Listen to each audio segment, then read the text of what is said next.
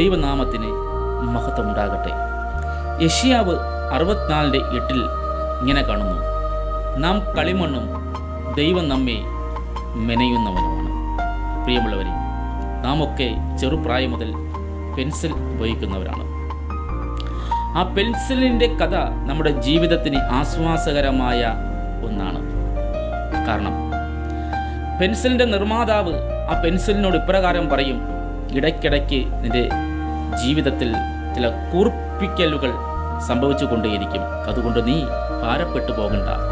കാരണം ആ കൂർപ്പിക്കലുകൾ സംഭവിച്ചാൽ മാത്രമേ നല്ല രീതിയിൽ വരയ്ക്കുവാനും എഴുതുവാനും സാധിക്കുകയുള്ളൂ.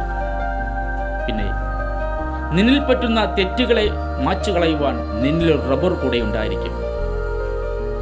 നിന്റെ പുറമേയുള്ള ചട്ടക്കൂടിനെയല്ല മറ്റുള്ളവർ ഇഷ്ടപ്പെടുന്നത്, നിന്റെ ഉള്ളിലിരിക്കുന്ന ഗ്രാഫൈറ്റിനെ.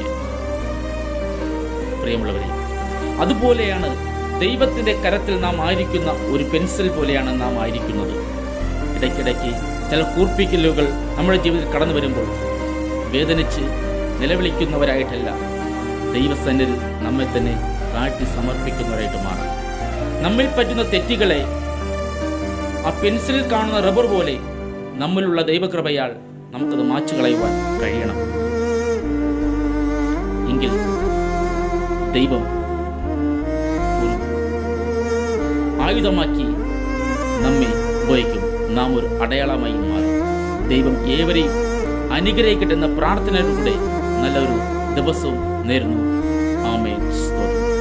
ഭാരമുള്ളിൽ നേരിടും നേരമെല്ലാം താങ്ങിടും, സാരമില്ലെന്നോതിടും, തന്മാർവിലെന്നെ ചേർത്തിടും.